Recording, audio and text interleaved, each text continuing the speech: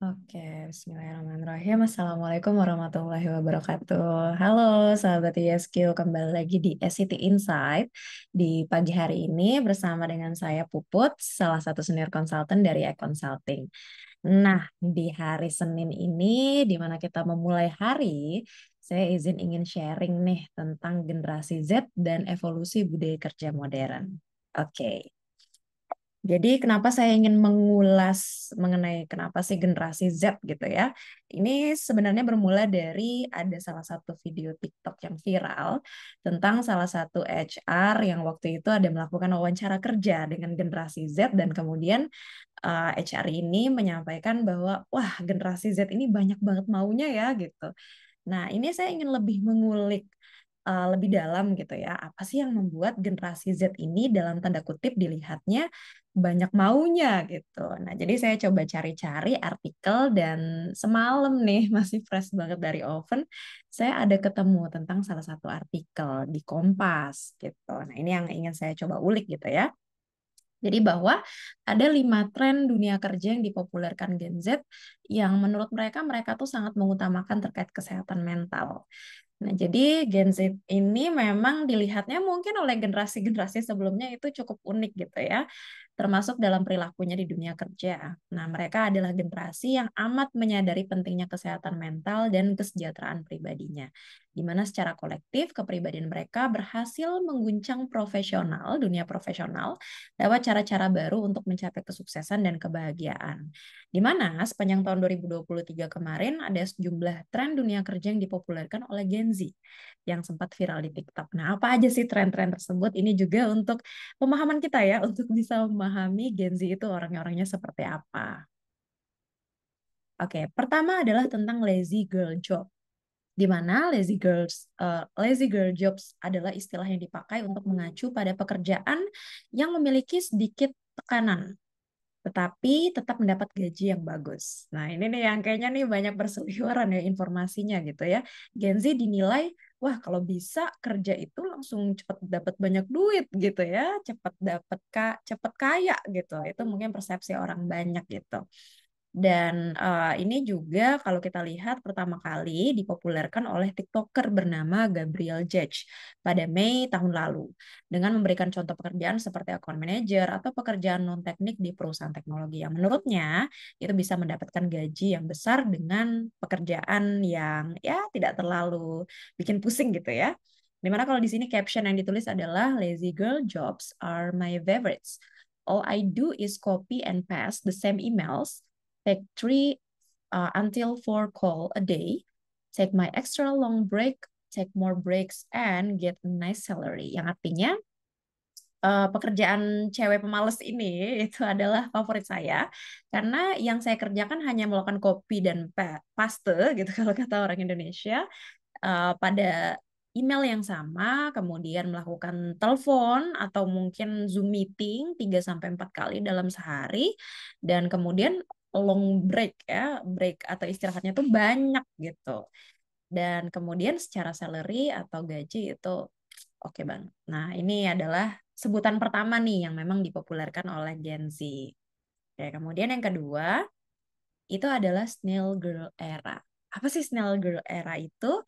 Tren ini adalah contoh perilaku Gen Z yang mengutamakan work-life balance dibandingkan hustle culture. Jadi kalau kita sedikit flashback, mungkin sedikit konteks juga yang bisa saya berikan, kalau bagi generasi Y atau generasi milenial, hustle culture itu adalah sesuatu yang keren. Ya, karena saya juga adalah seorang milenial gitu. Jadi hustle culture itu adalah seperti culture yang memang budayanya tuh hobinya kerja kerja kerja dan kerja. Sementara kalau Gen Z ini kebalikannya. Mereka sangat-sangat mengutamakan work life balance gitu. Nah, contohnya para perempuan kalau yang Snail Girl era ini adalah para perempuan yang memperlambat ritme kerjanya demi memprioritaskan perawatan diri dan kebahagiaan, bukannya mengejar kesuksesan tanpa henti. Nah, ini jadi ada sedikit screenshot video yang saya ambil dari TikToknya si yang mempopulerkan ini ya. A Morning in My Snail Girl Era. why I'm slowing down and making space for myself. Jadi di video ini tuh dia menceritakan dia bangun secara perlahan mempersiapkan dirinya, mempersiapkan sarapannya, pakai skincare dan lain sebagainya. Seperti itu. Dan menurut dia memang dia harus memprioritaskan perawatan dirinya supaya memang secara work life balance-nya itu terjaga dan dia tetap bisa bahagia seperti itu, bukan hanya mengejar kesuksesan tanpa henti. Nah, istilah snail girl ini dimunculkan oleh desainer Sienna Ludbey dalam konten fashion journal. Inner girl boss saya sudah mati dan era snail girl saya telah dimulai, katanya. Istilah tersebut langsung viral di TikTok dan ditonton lebih dari 33.000 kali sekaligus jadi inspirasi konten lainnya. Gitu. Jadi kalau girl boss itu kan kayak wanita yang bukan hanya mungkin stigmanya kan misalnya sebagai ibu rumah tangga gitu, enggak, tapi seorang career woman gitu, girl boss yang memang kerjanya adalah kerja kerja dan kerja, tapi snail girl ini adalah kebalikannya. Jadi fase hidupnya lambat, tapi ya di satu sisi dia juga tetap bisa mencapai kesuksesan, intinya seperti itu. Oke, nah kemudian selanjutnya adalah bare minimum today. Apa itu bare minimum today? Mohon maaf, bare minimum Monday ya. Jadi bare minimum Monday ini adalah dipopulerkan oleh seorang konten kreator sekaligus founder startup namanya Marissa Jo May yang viral di TikTok setelah mengunggah konten bare minimum Mondays. Ia melakukannya dengan melakukan pekerjaan sesedikit mungkin pada hari pertama dalam seminggu untuk meminimalkan stres. Nah, ini pas banget nih ya. Hari Senin, hari pertama di awal minggu. Dan ini yang dia lakukan setiap awal minggu. Jadi di dalam video yang ditonton lebih dari 170.000 kali itu, Marissa mengaku segalanya terasa berbeda setelah sebelumnya lebih sering stres di hari Senin akibat beban pekerjaan tidak realistis sehingga dirinya kelelahan. Dan menurutnya, ini secara radikal mengubah hidup saya, bukan karena produktivitas, tetapi karena rasa sayang pada diri sendiri. Tren dunia kerja ini membuktikan kecenderungan generasi Z yang menolak menjadi karyawan ideal dan lebih fokus pada kesehatan mental serta kesejahteraan dirinya. Nah, ini menarik ya. Jadi, ini mungkin juga bisa menjadi sedikit tips buat generasi Z yang menonton. Ini salah satu hal yang memang membantu menjaga kewarasan kita gitu ya.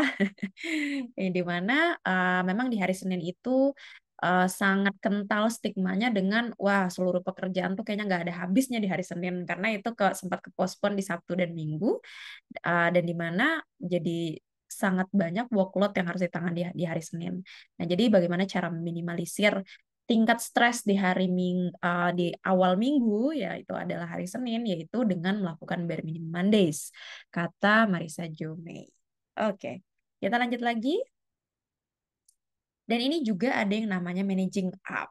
Jadi Andy Mullensky, seorang profesor perilaku organisasi di Brandeis International Business School, mengatakan managing up adalah tentang mengelola hubungan dengan atasan untuk membuat pekerjaan sesuai dengan kebutuhan kita. Jadi trik ini sebenarnya sudah lama di dunia kerja, namun memang kembali tren setelah viral di TikTok yang menghasilkan 5,9 juta views. Wah, banyak banget ya. Jadi para Gen Z menerapkannya untuk mewujudkan working life balance dan memastikan tidak perlu ada lembur setelah jam kerja atau beban kerja di luar kewenangannya. Jadi kalau dikutip nih dari seorang TikToker yang nama akunnya Cece di mana managing up akan membuat hidup Anda jauh lebih mudah dan juga membantu memastikan Anda tidak membatalkan sesuatu karena pekerjaan. Jadi intinya kalau kalau pandangan dari managing up ini adalah semakin kita dekat dengan bos atau atasan kita, semakin kita bisa melakukan lobby secara mudah kalau misalnya memang ada pekerjaan tambahan tiba-tiba gitu. Tapi ternyata kita ada urusan yang memang harus diselesaikan. Nah, kalau kita bisa melakukan managing up, jadi kita memanage atasan kita gitu ya, harapannya di situ ada proses diplomasi yang bisa dilakukan sehingga pada akhirnya pekerjaan yang memang dadakan itu tidak menjadi sangat dadakan gitu, intinya seperti itu. Nah, di sini kayaknya sebelum terakhir ya kalau oke. Nah, terakhir di sini ada ungkapan namanya bore out. Jadi Gen Z juga mempopulerkan tren bore out, yaitu pemahaman jika pekerjaan yang mereka impikan sebelumnya rupanya adalah hal yang membosankan dan biasa saja. Nah, Andrew Brodsky, seorang profesor manajemen di The University of Texas, mengatakan kekecewaan tersebut memang banyak terjadi di dunia profesional dan bisa sama berbahayanya dengan burnout. Jadi kalau istilah mungkin di zaman milenial itu ada burnout ya, di mana memang banyak pekerjaan yang tiada henti datang sehingga itu menyebabkan burnout atau kelelahan gitu ya. Tapi kalau memang tagline yang diangkat waktu itu yang dan memang sedang populer waktu di 2023 ini adalah bore out. Jadi di mana para Gen Z ini baru memasuki dunia kerja, mereka punya perspektif sendiri tentang dunia pekerjaan yang mereka harapkan atau mereka persepsikan, mereka inginkan gitu. Tapi ketika terjun ke lapangan kerja sesungguhnya ternyata memang tidak seperti yang mereka bayangkan gitu, tidak se-excited itu gitu. Nah, ini adalah tren yang namanya bore out. Bore out terjadi saat seorang tidak terstimulasi oleh pekerjaannya sehingga menciptakan perasaan negatif terhadap pekerjaan tersebut. Jadi kalau kita lihat nih kalimatnya dari yang memang dicantumkan dari video TikTok yang saya ambil ini dari Kompas. Jadi when you get your first corporate job and you're progressing at faster pace than expected and constantly have nothing to do for half the day. I'm bored. Jadi ceritanya dia kayaknya baru masuk kerja gitu ya. Baru masuk kerja gitu. Dia pace-nya sangat cepat, masih sangat semangat gitu. Tapi kayaknya lingkungan di sekitarnya tuh tidak terlalu mendukung gitu. Sehingga uh, pekerjaan yang dilakukan sudah selesai, tapi jadi sisa hari sampai sore gitu, dia jadi nggak ada kerjaan. Jadi dia bosen gitu. Nah itu yang namanya bore out. Mungkin untuk kita lebih mengenal kenapa sih Gen Z ini bisa berpikiran seperti itu gitu. Sedikit kita mengenal siapa sih Gen Z ini gitu. Jadi kalau komposisi penduduk menurut generasi di tahun 2020 yang diambil oleh BPS datanya di 25 Juni 2020, generasi Z ini adalah kelahiran tahun 1997 sampai 2012, di mana perkiraan usianya itu 8 sampai 23 tahun di tahun 2020, itu tinggal ditambah 4 tahun ya, berarti mungkin sekitar ada 27 gitu, 27 tahun di usia sekarang di 2024 ini. Di mana tentu kalau udah masuk 27 tahun atau 23 tahun bahkan gitu ya, itu sudah mulai masuk angkatan kerja. Dan kalau kita lihat di sini, Gen Z itu sudah menguasai bahkan nomor satu, nomor oke nomor dua terbanyak populasinya di Indonesia, sebanyak 74,93. Oh maaf, bahkan lebih banyak ini ya, nomor satu ya benar nomor satu, generasi terbanyak di Indonesia saat ini, yang mana memang hampir uh, di Gen Z awal itu sudah banyak masuk dan berkecimpung di dunia profesional gitu.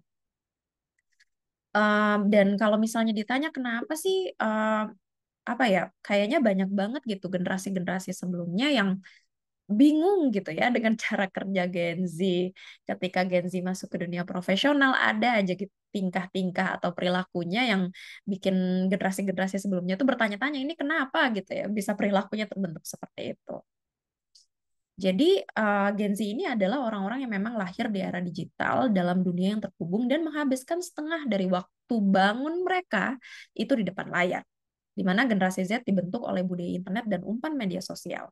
Jadi memang kalau kalau misalnya ditanya gitu pada saat wawancara kerja, kamu pengen gaji berapa gitu? Kayaknya wajar bahkan kalau misalnya mereka jadi menyebutkan angka yang cukup fantastis.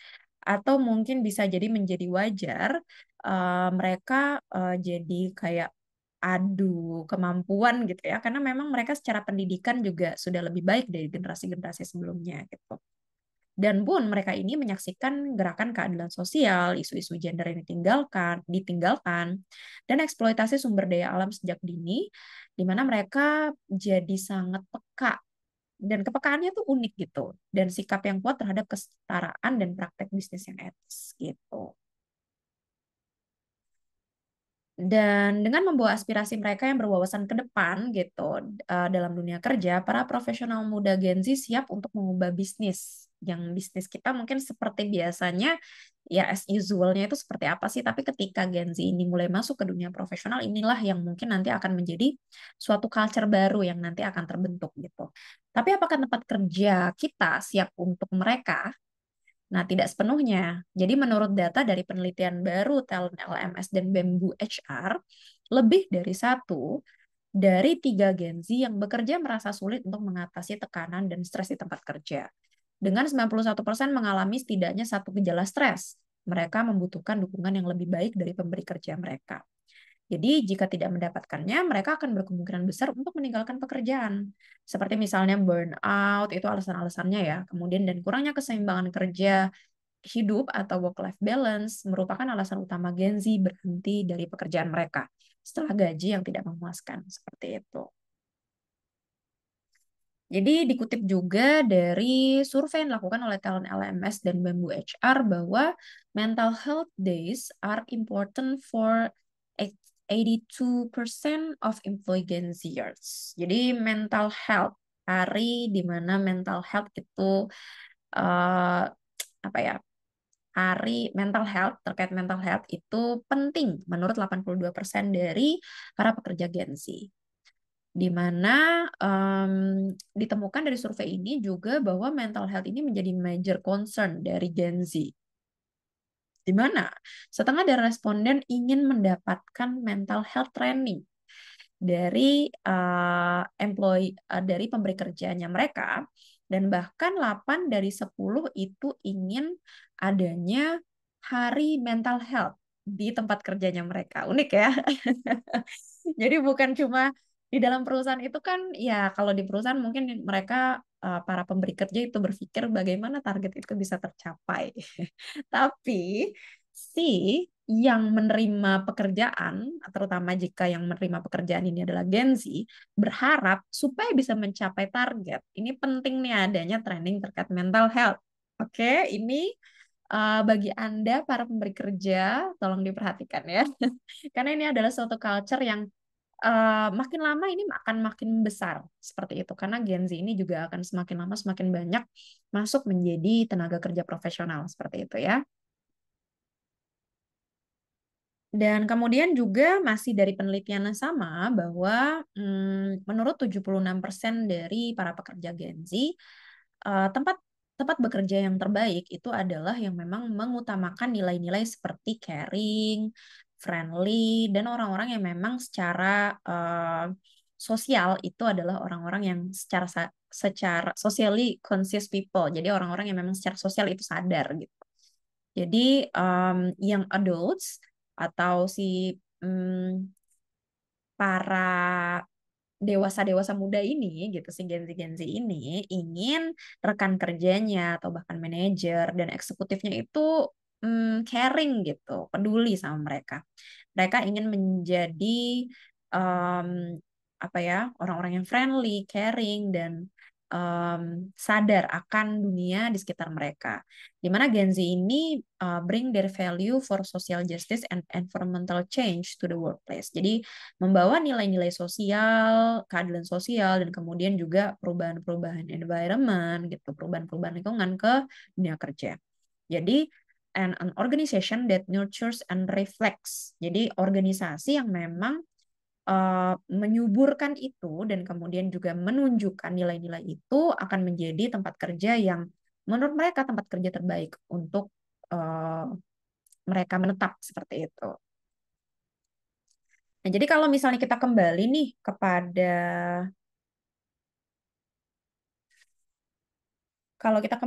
kepada total transformation model di consulting gitu ya.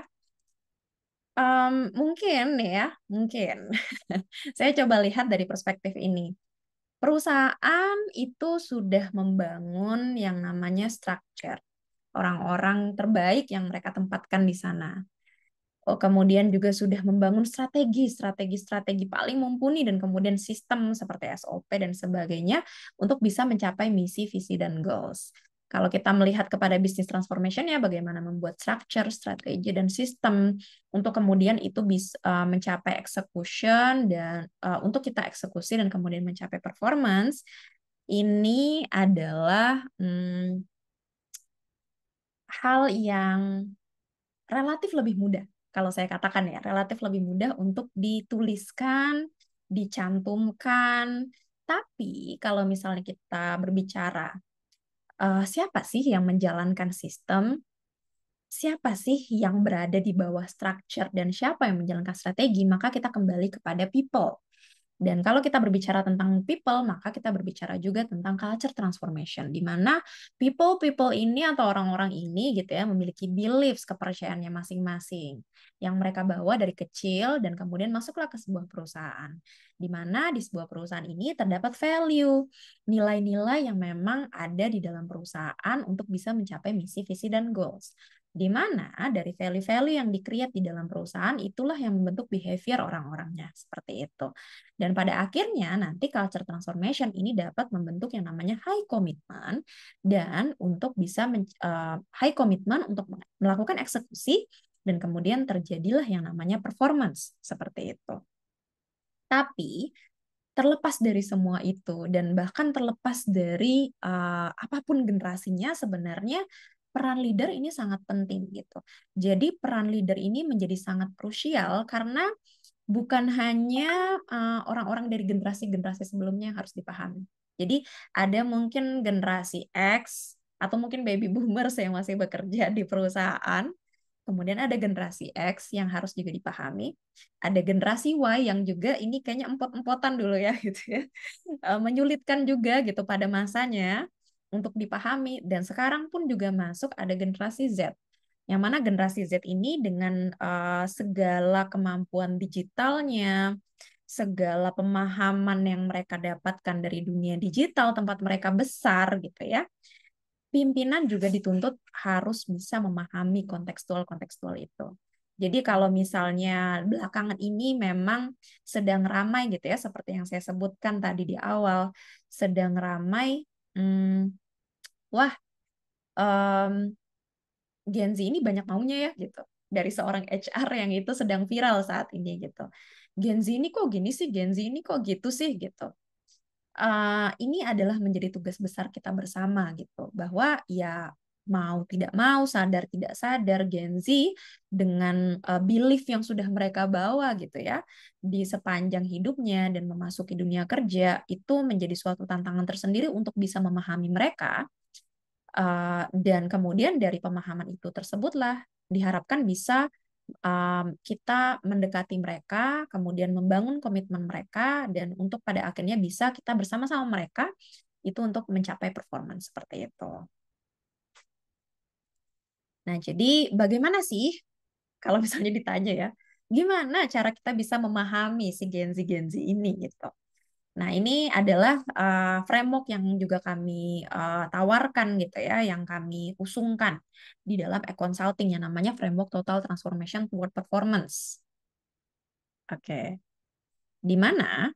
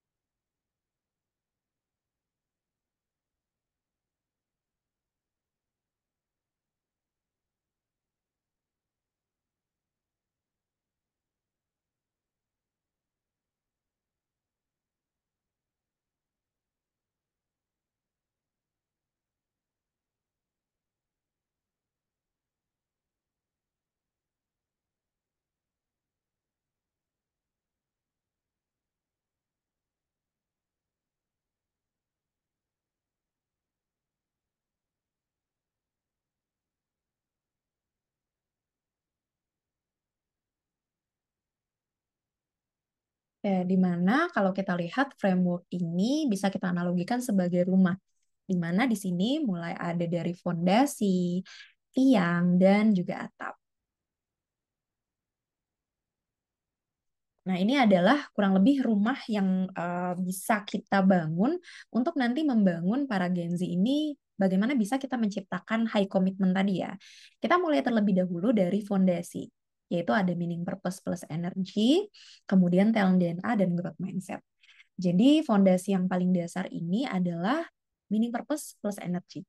Bagaimana kita harus menanamkan kebermaknaan bekerja kepada karyawan, tidak hanya sebatas tujuan untuk mendapatkan gaji atau mencapai jenjang karir atau jabatan tertentu, tetapi diharapkan seorang karyawan bisa mengetahui apa sih peran dan kontribusi besar yang bisa mereka berikan agar bisa bermanfaat bagi perusahaan dan bahkan lingkungan di sekitar. Atau kalau di ISQ sendiri, Bapak Ari Ginanjar menyebutnya adalah kerja sebagai bentuk ibadah. Nah, ini mungkin sedikit saya korelasikan tadi kepada bahwa menurut Gen Z, tempat yang memang terbaik sebagai tempat bekerja itu adalah tempat yang bisa merefleksikan nilai-nilai dirinya. Di mana nilai-nilai dirinya tadi adalah peduli terhadap lingkungan sekitar, kemudian juga adalah lingkungan-lingkungan yang friendly gitu. Jadi harapannya leader di sini memang bisa menanamkan meaning and purpose plus energy. Jadi leader menyampaikan apa sih peran besar dari perusahaan kita itu untuk lingkungan sekitar, apa kebermaknaan dari proses kerja yang mungkin terlihatnya monoton seperti itu ya, tapi ternyata berdampak besar bagi sang yang menerima pekerjaan kita seperti itu, atau klien atau customer kita seperti itu. Kemudian di sini ada kita lanjut lagi dengan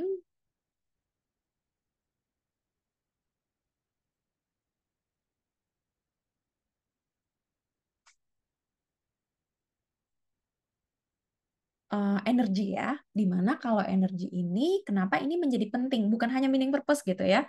Jadi ini diibaratkan seperti, oke, kita sadar dengan apa yang sudah kita kerjakan, tapi dalam pekerjaan kita tuh kayak lemas, loyo gitu, kayak gak bersemangat gitu.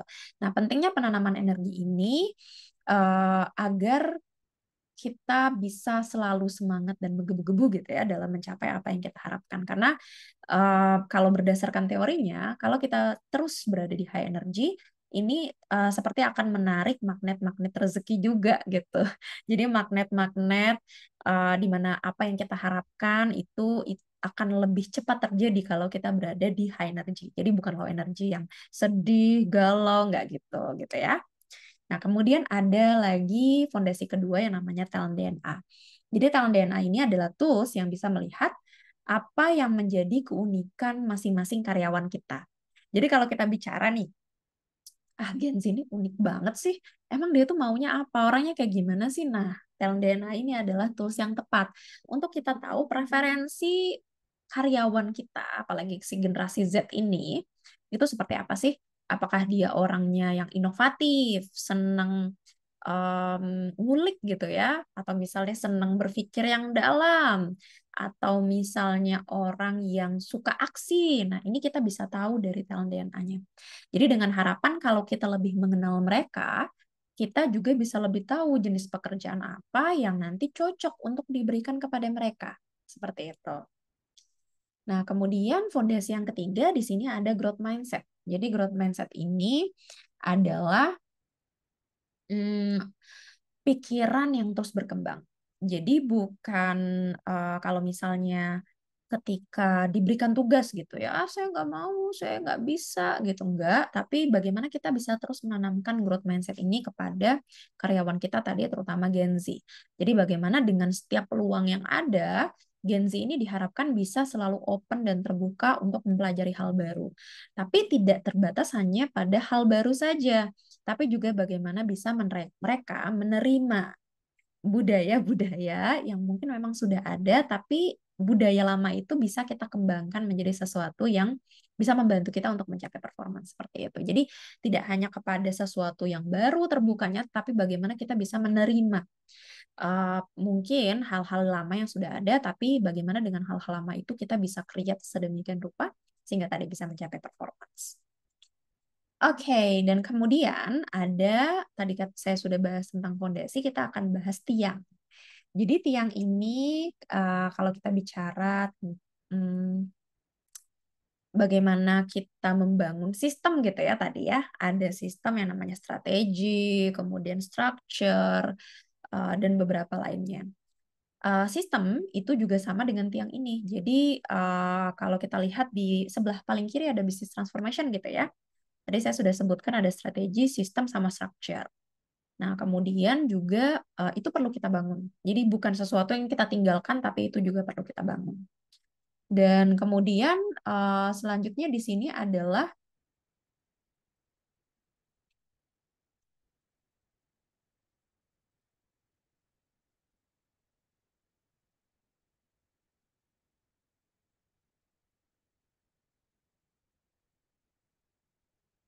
peran leader.